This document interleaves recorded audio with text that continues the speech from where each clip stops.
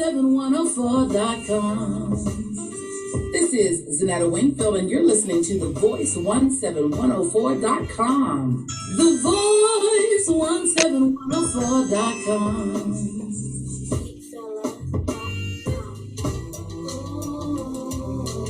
Welcome, my brothers and sisters, to the Richard James Show on 17104, The Voice. Troubles, heartaches, and tears will one day soon be over. There'll be no more trials and tribulations. Tear-stained eyes and mournful cries will one day soon be over, and we'll shout hallelujah by and by, and we will reach the gates of the city. Surely we'll open wide, and there will be the 12 tribes of Israel, bidding the saints to come on, come inside. Troubles, heartaches, and tears will one day soon be over. There'll be no more trials and tribulations. Tear-stained eyes and mournful cries will one day soon be over. And we're going to shout, and we're going to shout, and we're going to shout, hallelujah, by and by. Greetings, my friends. This is Richard James Show. Today, we're going to lift up one of our leaders, Mr. Louis Farrakhan. Mr. Farrakhan this year celebrated his 90th birthday. And his mind and his articulation is just as clear as it ever was. Why am I lifting up Brother Louis Farrakhan, who is considered by some a controversial leader? But I'm gonna be straight up. We've had a lot of leaders in our day, and unfortunately, many of those leaders met with assassination. Oh, we can run them off. The Reverend Dr. Martin Luther King assassinated. Malcolm X assassinated. There were others who tried to do the right thing. Whitney Young assassinated. Let's keep this brother safe. We need Louis Farrakhan. The wisdom that he possessed at 90 is unbelievable. Just listening to some of the things that Brother Farrakhan had to say about our community. Stop expecting your enemy to correct your problem.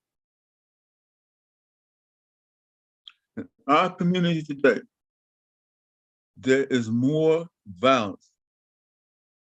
There is more Black on Black crime than it ever was in history. Oh, I can remember when I was a kid growing up in Chester, Pennsylvania, a hometown that I love, the people that I love, that we sometimes get in fistfights. So I got in the ring and learned how to box just to protect myself in Chester and wherever I went and worked, and also to discipline myself to stay out of fights. But we had to fight. But we never tried to kill each other. Blacks on Black crime. Shootings occur, cuts occur, kidnapping occur. And we can do something about it. He says 2 places where you'll find our people. One is in the bars on Saturday night and in church on Sunday morning. Sometimes it's the same people. But does it change anything? As a matter of fact, it helps to add to the disgrace and dignity. Why am I lifting up Farrakhan? Because the man, I think more so than any other leader, is not afraid to tell the truth. He's not afraid of hurting your feelings. Instead, he's interested in educating you.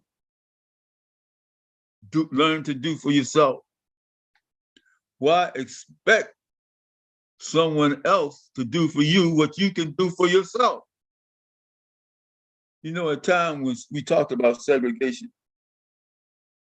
and how bad it was, the fact that they separated us. Oh yeah, it was bad that they are not allow us to live in certain neighborhoods or get certain jobs and discriminated against.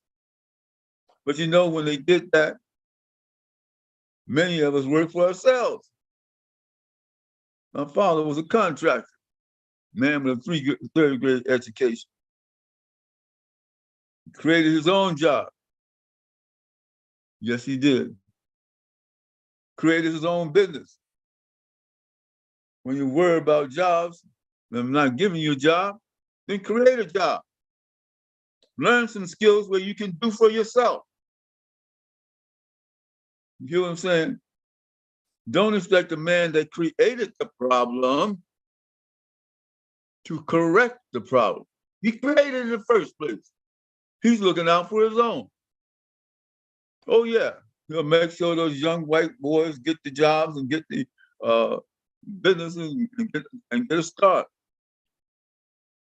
Now, when we were segregated, we created Black Wall Street. We created communities where we developed our own businesses.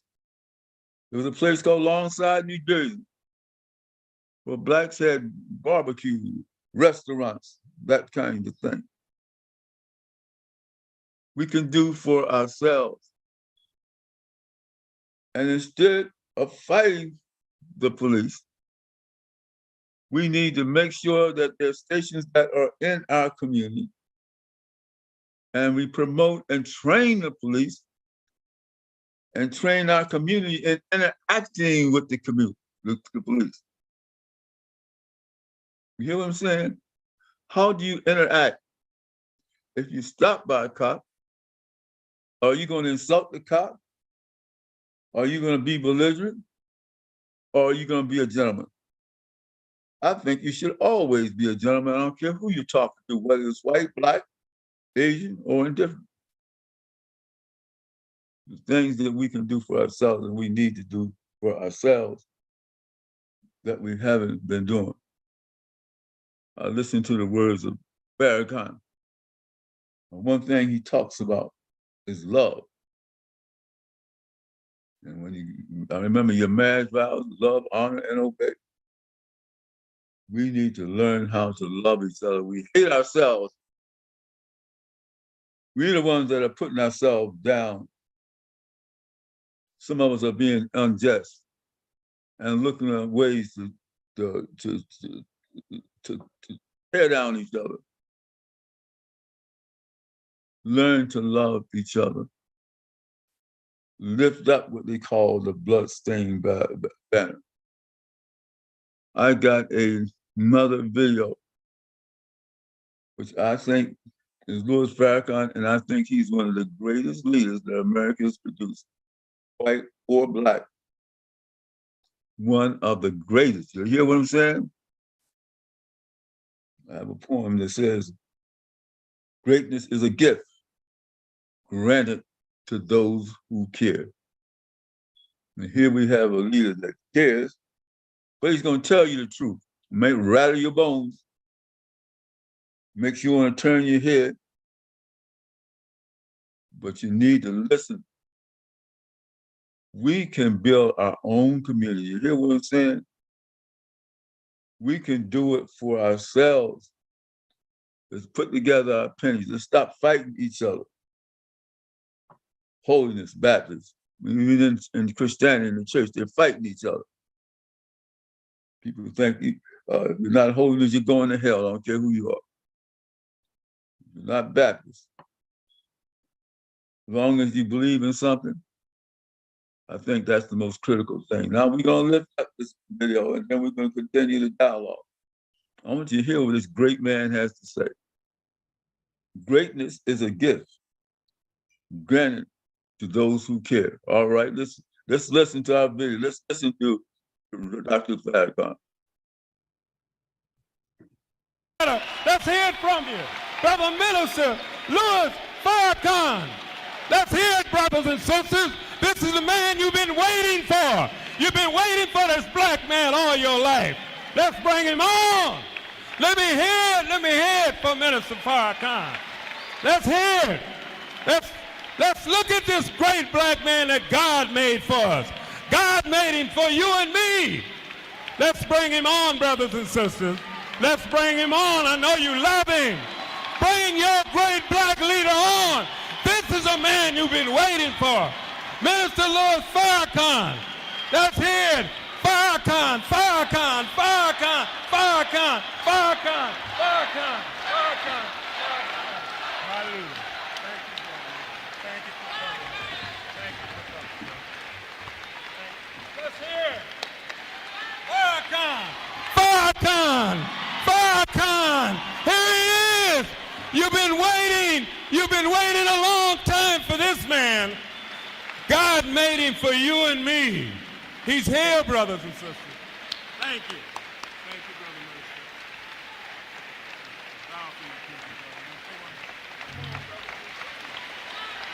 Come on, I know you love him. This is your man here. He's with us. Come on, brothers and sisters. Let's hear it for him. Thank you.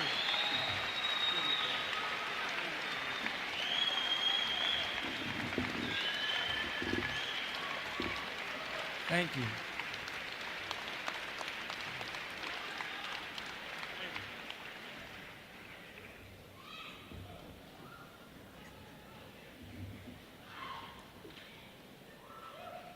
In the name of Allah, the Beneficent, the Merciful, the one God to whom all praise is due, the Lord of the worlds, the Beneficent, the most merciful. We give praise and thanks to Allah, the one God, for sending us Moses and giving us the Torah or the Old Testament.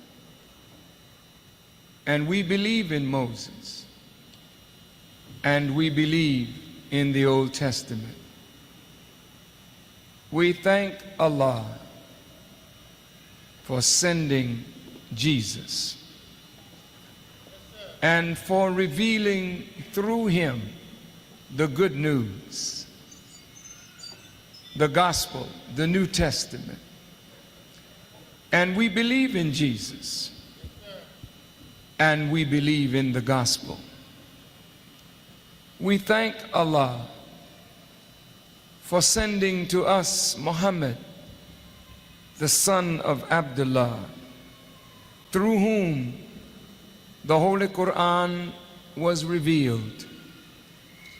And we believe in Muhammad, and we believe in the Holy Quran. But if I lived to be 1,000, I don't think I could praise or thank God enough for raising up in our midst a divine leader, teacher, and guide who has made the Torah, the Gospel, and the Quran relevant books for the salvation of oppressed black people, Native Americans, Chicanos, and oppressed people throughout the world. The man who taught me what I know, the man who gave me the example of what a man should be, and the example of the man I'm trying yet to become. I'm speaking of my leader and teacher, the Honorable Elijah Muhammad. I greet all of you My dear and beloved brothers and sisters, with the greeting words of peace, we say it in the Arabic language, Assalamu alaikum, and it means peace be unto you. To Brother Minister Alfred Muhammad, I want to thank you on behalf of all of us in the Nation of Islam for the hard work that you and the believers here have done. First, to bring me to the city and to make this night possible with all of these beautiful brothers and sisters of ours. Thank you, brother. I think that Las Vegas, Nevada owes Brother Alfred Muhammad a debt of gratitude. Let us respond and thank him.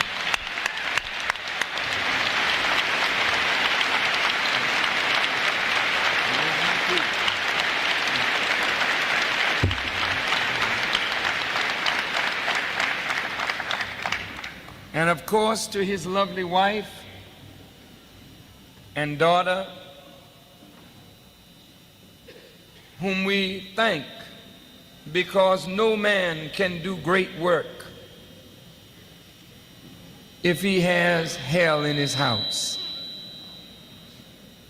There has to be a strong woman, not behind every great man, but right beside every great man.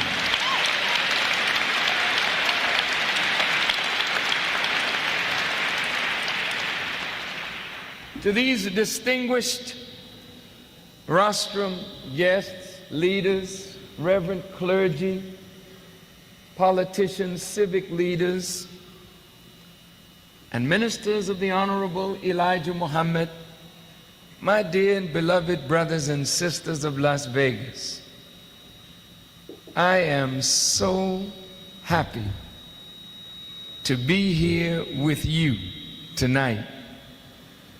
I have wanted to come back to Las Vegas for a long, long time.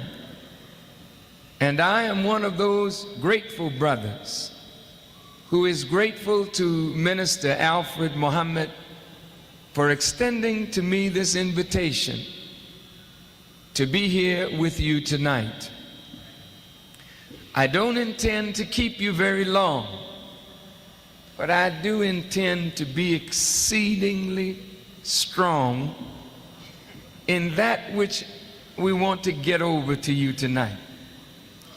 And you'll have to pardon me if I get a little carried away, because I'm happy to see you and to be with you and among you.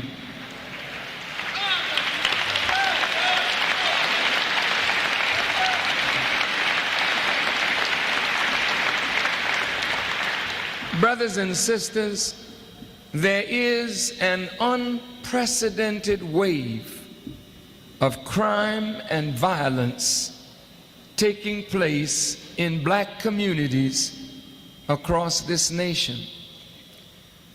And young black men are killing young black men in unprecedented numbers. Never in the history of our sojourn in America have black people been so destructive to one another. This wave of violence and crime that is sweeping our communities demands the attention of every preacher, every teacher, every religious leader, every civic leader. It demands the attention of government. For if this continues, we are on a path of total self-destruction. We must examine this problem, see what the cause of it is. Then we must apply the proper medicine that we may heal the black community, that we may come up out of this condition and be a people worthy of the respect of the nations of the earth. Once every 24 minutes in America, a human being is murdered. That means that by the end of this year, approximately 23,000 persons will have died by murder. In the war in Vietnam, America lost 55,000 killed, 35% of which were black people. So in 9 years of war in Vietnam, we lost approximately 2,000 lives. I'm sorry, 20,000 lives. But of the 23,000 deaths that will occur this year, 55% of them will be black people. And 96% of those black people will have been killed by black people. That means that this year, over half of 23,000, meaning 12,000 black lives, will be lost. In 2 years, we will have murdered more of our own than we lost in 9 years of actual combat in Vietnam. What does that say? It is safer for us in a war zone than to try to live our lives out in the inner cities of America. This is tragic. According to statistics, a white woman has one chance in 606 of exiting this world by means of murder. A white male has one chance in 186 of exiting this world by means of murder. The black female has one chance in 126. But the black male has one chance in 21 of exiting this world by means of murder. That means 1 out of every 21 men in this audience tonight probably will leave this earth killed, not by an enemy, unknown enemy, but killed by his own brother who doesn't recognize him as a brother.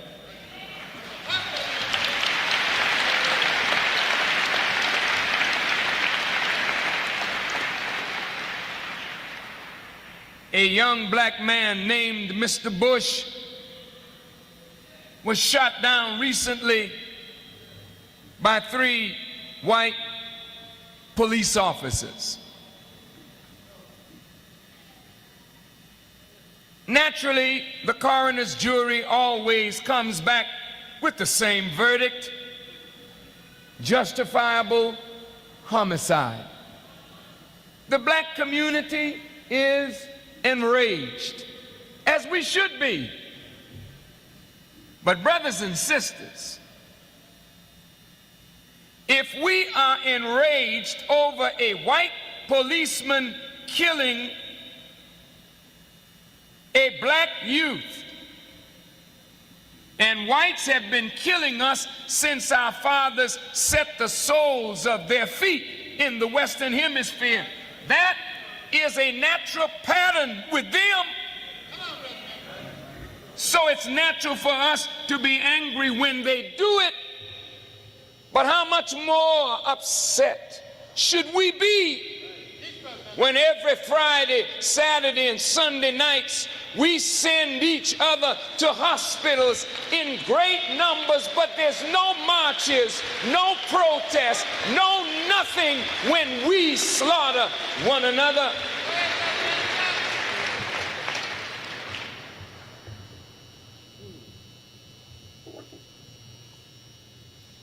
As I was coming here on the plane, I picked up the Newsweek magazine, and in it there was an article about the environment. And I think the title of the article was, "The Green is White."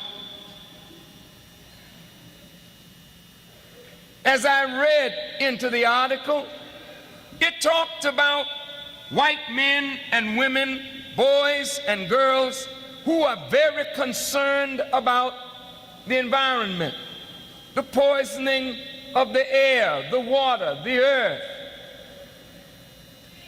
But what is little known is that in every major city in America, the toxic waste is dumped purposely where black people live. And in many communities across this nation, the toxic waste is seeping into the water supply. Many poor people don't have the money to buy one of these water purifiers. We take it for granted that the water coming from our spigot is a good water, and we're drinking death. We're breathing death because nobody cares about black human life. They want to purify the water, the atmosphere. But when black people talk to the Greenpeace people about the environmental suffering of black people, they were not prepared to deal with human suffering from toxic waste, because white people thought more of cleaning up air and water for them rather than saving black lives that are dying from the dumping of toxic waste.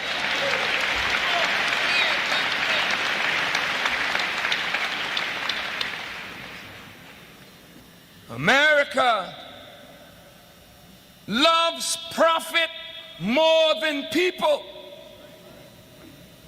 What has happened to human beings that we think more of things than we think of people? So to make a profit, people will cook your food with chemical death, sell it to you, make you buy your own death. You don't study chemistry, you don't read labels, you eat food and die of carcinogens.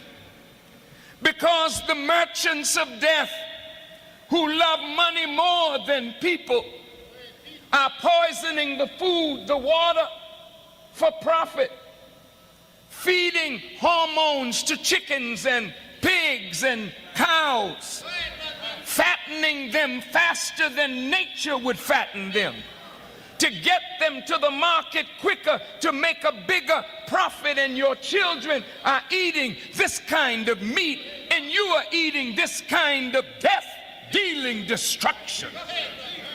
And you wonder why you're spreading quickly. Your children at 8 and 9 years old developing bigger breasts than many of you had at 30. Talk to me.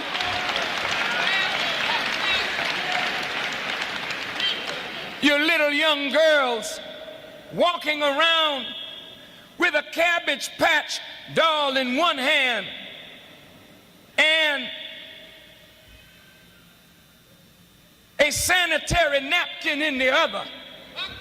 9 years old, 10 years old, not having the wherewithal intellectually to master and discipline their own bodies, and no parents around to supervise the children. So now the babies are giving birth to babies because we don't care anymore about life. We care more about money.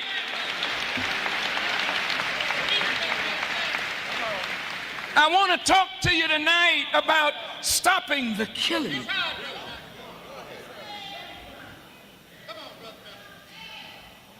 Tonight,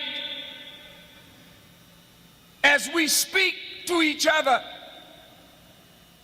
in the Persian Gulf and in Saudi Arabia, 200,000 or more American soldiers stand ready to bleed their lifeblood out, not for a genuine principle, but to bleed their lifeblood out because Mr. Bush says our way of life is threatened. I asked Mr. Bush, when you use the possessive pronoun our, whose way of life are you talking about?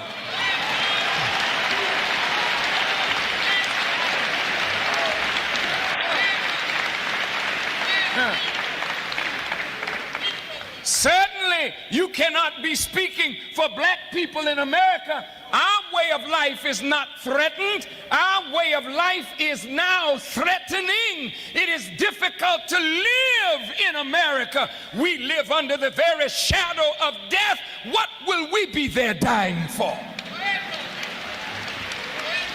And did you know,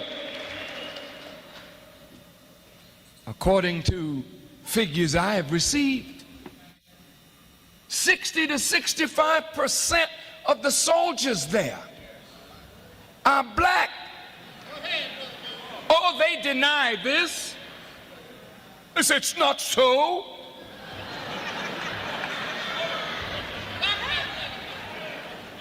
But the press admits, and the politicians admit, that there's a disproportionate number of black brothers and sisters in Saudi Arabia. I asked Mr. Bush, if we are there to protect the vital interest of America, when has America made black people and our suffering vital interest to this nation? And if America does not think enough of us after we built the country, our slave labor built the country, and the money that they kept back from our fathers by fraud and deceit fueled the agricultural economy of the South. And the money that they robbed our fathers of was used to finance the Industrial Revolution of the North. We have fought, bled, and died in every war for America. We have slaved and suffered to build a nation that we cannot enjoy. We live in Las Vegas, but the money is on the Strip, but just a few blocks away, we live in abject poverty.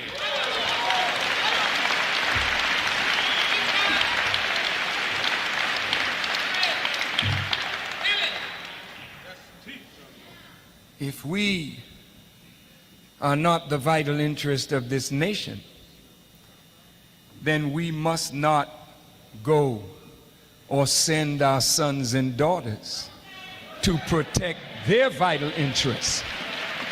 Let Mr. Bush send his sons. Let Mr. Bush send his daughters. Let the rich send the rich and bring the poor soldiers back home.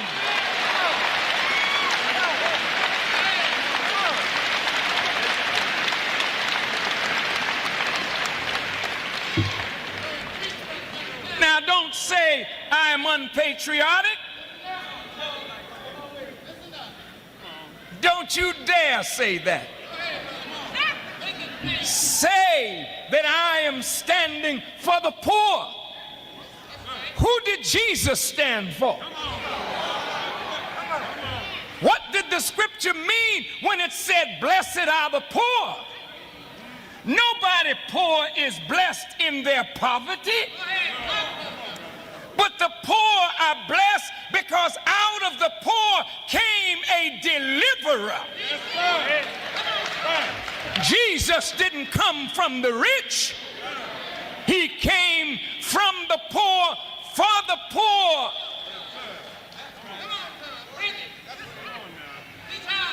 So if I seem to speak out for the poor, just say I'm walking in the Master's footsteps.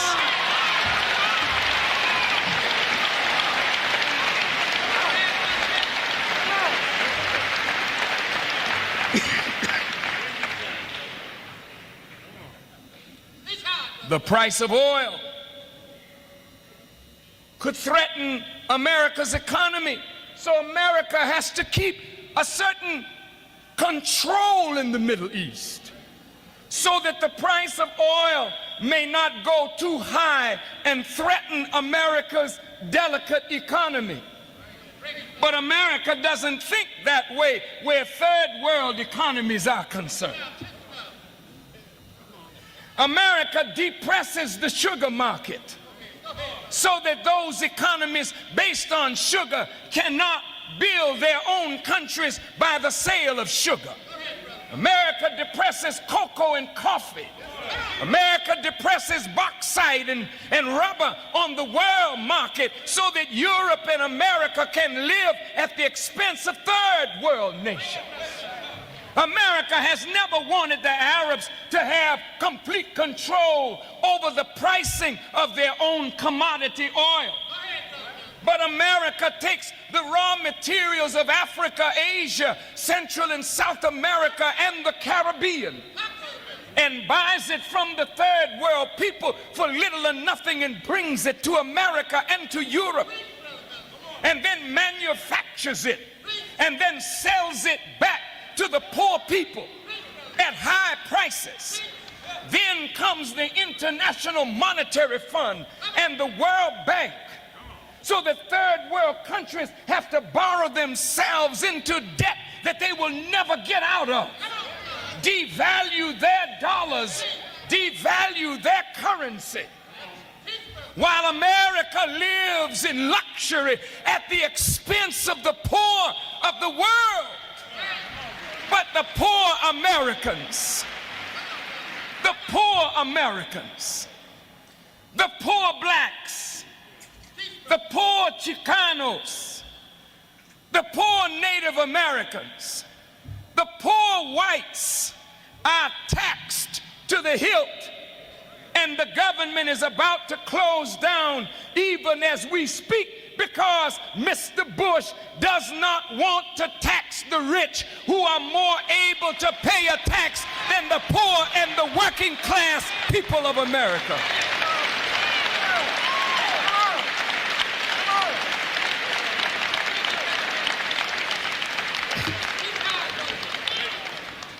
Mr. Bush, in his hypocrisy, trying to make black people think that he is different from his predecessor. Mr. Reagan did everything in his power to turn back the hands of time. Our brother Thurgood Marshall, the only black man on the Supreme Court, said a few years ago that the Ku Klux Klan no longer wears white. The Ku Klux Klan is wearing black these days. The robes of Supreme Court justices, bringing up conservative legislation to turn, or judgment, to turn back the hands of time. And so when Teddy Kennedy brought up some legislation in Congress that could reverse the evil of the Supreme Court, our friend Mr. Bush threatened that he would veto the Civil Rights Bill of 1990, though no black leader sees it as a quota bill, no intelligent white leader sees it as a quota bill, but Mr. Bush is gonna veto the Civil Rights Bill at the same time that thousands upon thousands of black men and women sit in the Saudi Arabian desert to bleed their lifeblood out for some oil for Mr. Bush and the rich. I said, bring your sons back. Don't ever send your son to fight for this wicked enemy.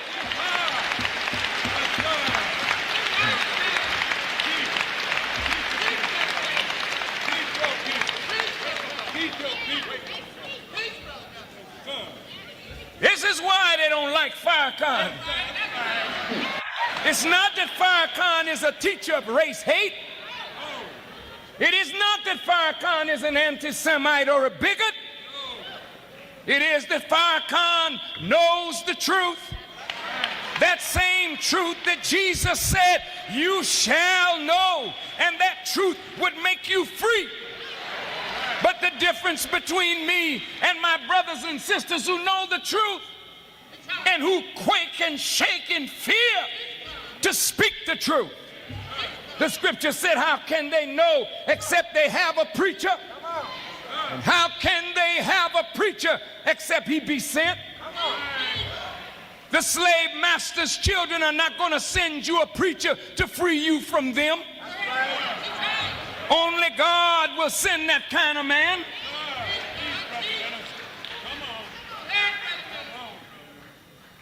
They are hot with me.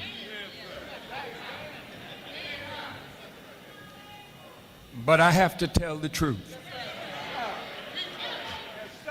Right now in Las Vegas, 103,000 black people live in Las Vegas.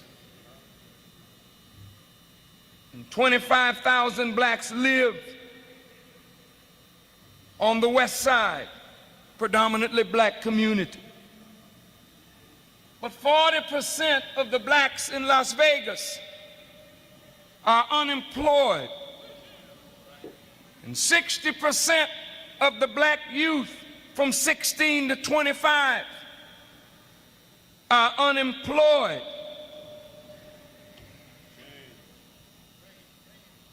Nobody cares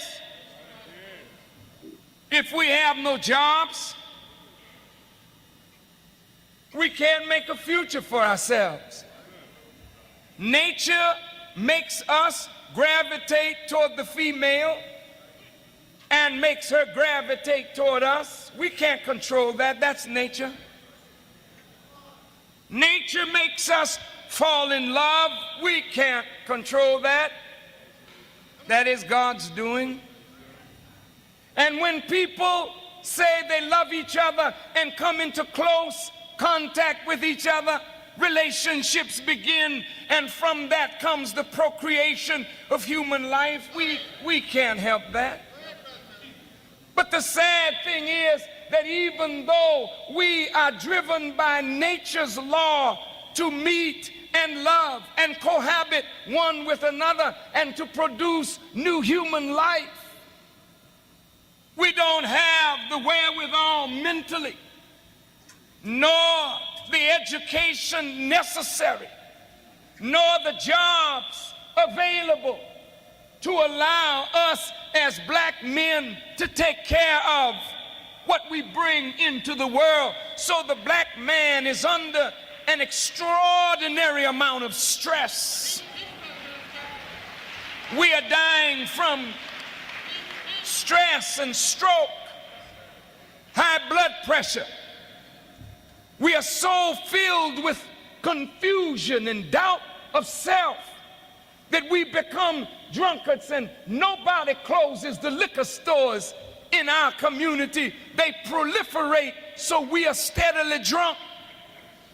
dying because we're drowning our sorrows in alcohol, dying because we're drowning our sorrows in reefer, dying because we're drowning our sorrows in crack cocaine, dying because we do not know who we are, what our capacity is, what our gifts are, the opportunities, even if white folk don't make them for us, that there is the possibility of our creating opportunity for ourselves if leadership would show us the way.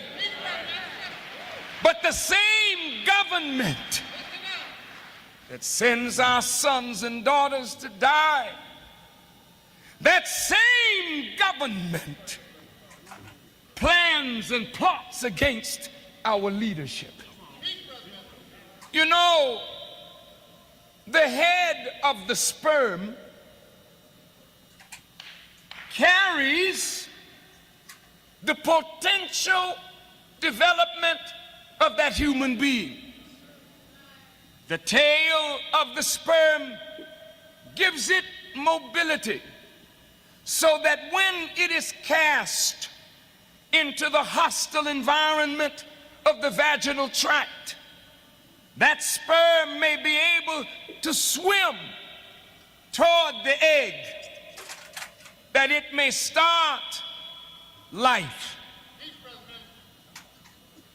God allows the sperm to meet with ovum in a dark place, and the first cell of life is created. And when that cell of life is created, a tiny drop of blood is formed, and it begins to spin in the darkness of the womb, even as the planets spin in submission to the light of the sun. As that tiny drop of blood begins to rotate in the darkness of the womb, because in the darkness of the womb and in the cell at the nucleus, there is the presence of light, letting us know that no matter how dark the situation is, there's always light in the darkness if we would not despair and give up hope that there is light there, if you can find the light and bring light up out of darkness.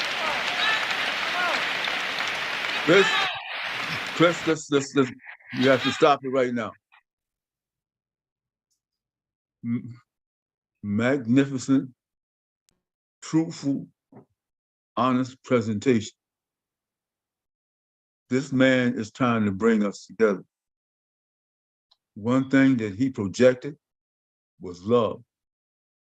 He talked about the poor, not just black poor, but he also white, Asian, poor people, that we have a leadership that wants to take care of the elite rather than take care of the poor.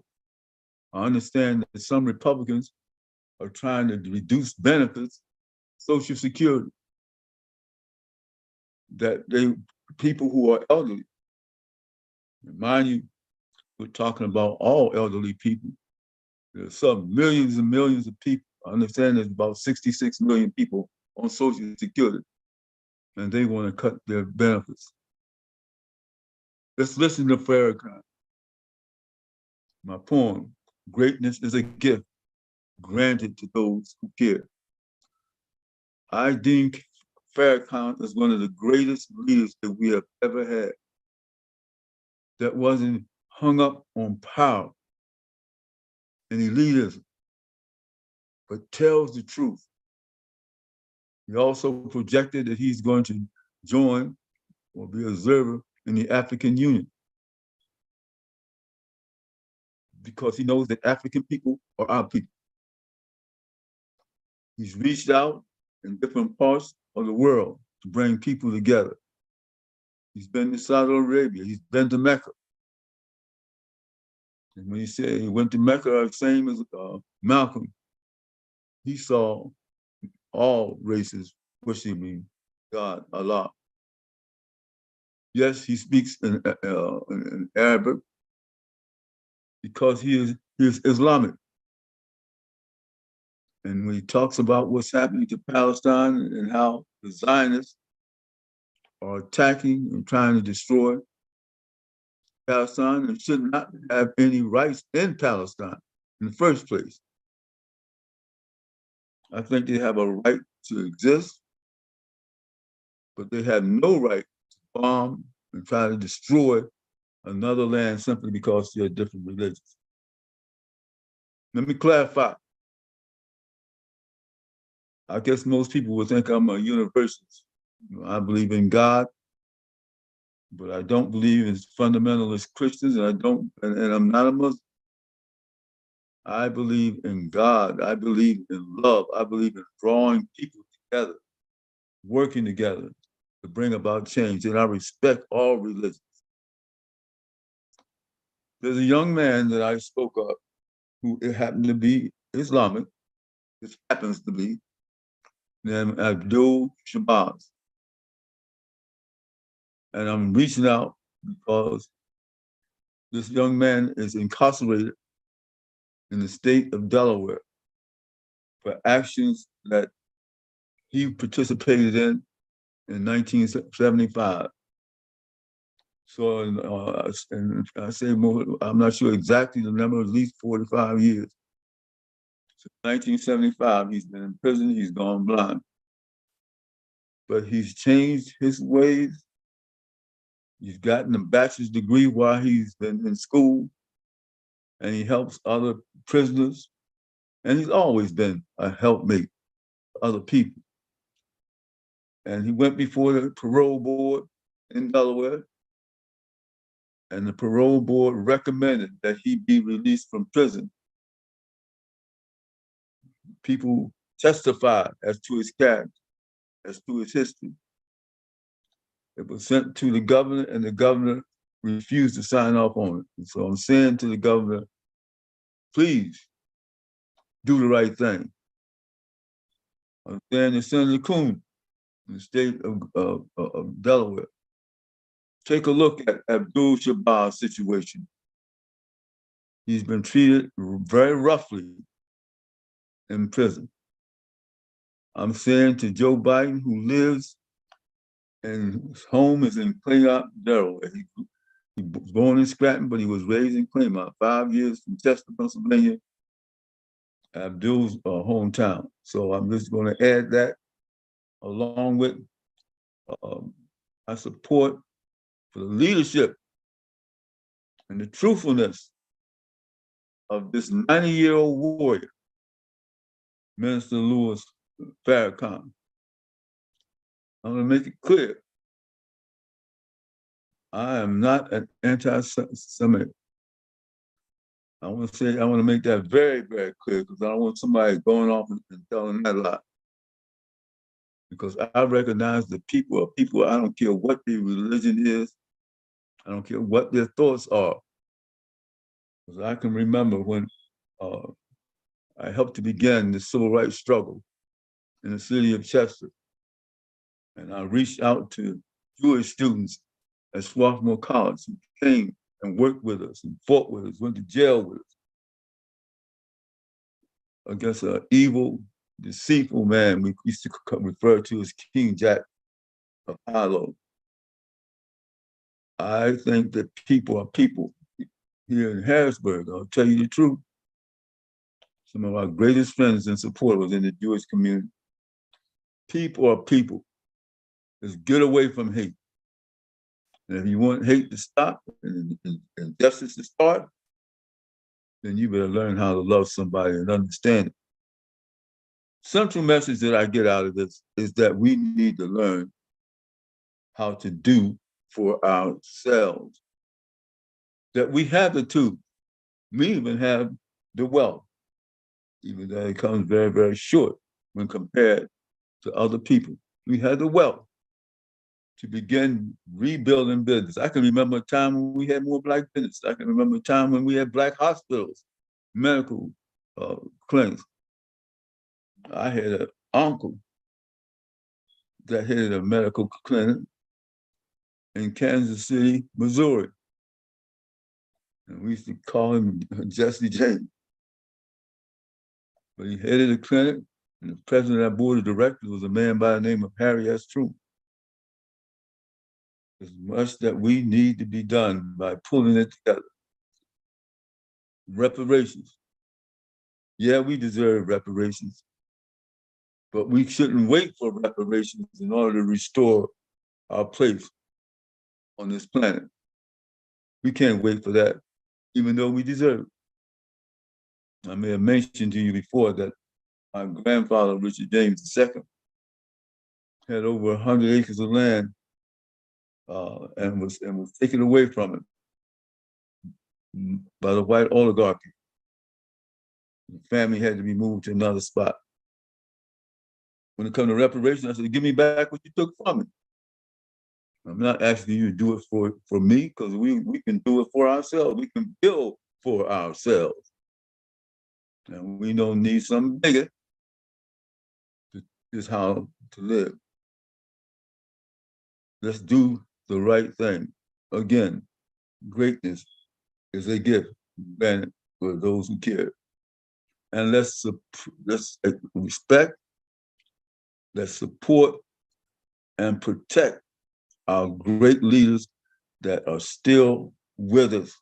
Thank God, Farrakhan through the decades is still here and still teaching us, still telling us the truth. Let's look at that man or woman in the mirror, hoping that we would change our ways. Turn inward. Let's clean up our own community. Let's stop the gang wars. Let's stop the dope peddling in our own community. Let's stop the elitism. One color black is better than one color over the other. Let's put it away. Destroy it. Take it away. Let's learn how to love each other. It's one thing to sit up in church and say, praise the Lord. But I don't like this joke over here. That is no good. That's no good. We've got to learn how to love each other. Okay, we're down at the end. And just before I go, I'm going to give a shout out to my grandson, Mohammed Chow. I went to see a play on Sunday called Open Annie. And one of the stars in that play was my grandson, and he took the house down. He did a wonderful job. I love that boy to death. He has some things that he's dealing with. And in spite of that, he went in out and made a performance that you would not believe. And so I lift up him. My son-in-law happened to be Muslim and happens to be African and is a great human being. So I feel blessed that I have a decent family. And Maria continues to do good work, continue to put portions of her play on. I think she's getting ready to do some things in Harrisburg. So we have to learn how to love each other. So I'm gonna say to you, and give you this, bless you forever, forevermore. We love you.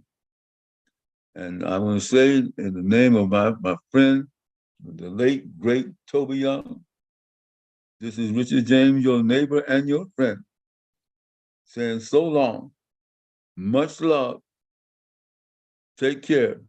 And we men, learn how to respect your women. Wives, learn how to respect your husband. Let's lift our people up and continue to love. Take care and goodbye.